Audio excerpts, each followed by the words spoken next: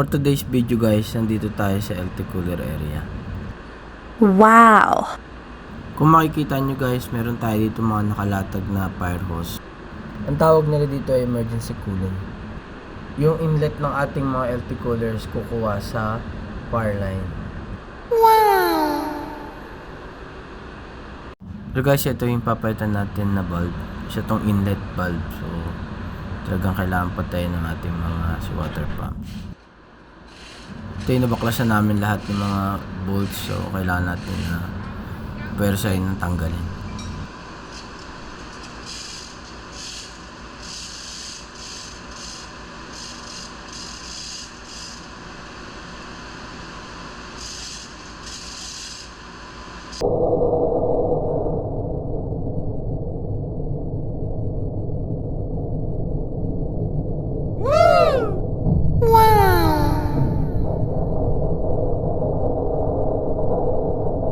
So next challenge naman yung pagkabit naman ng bulb.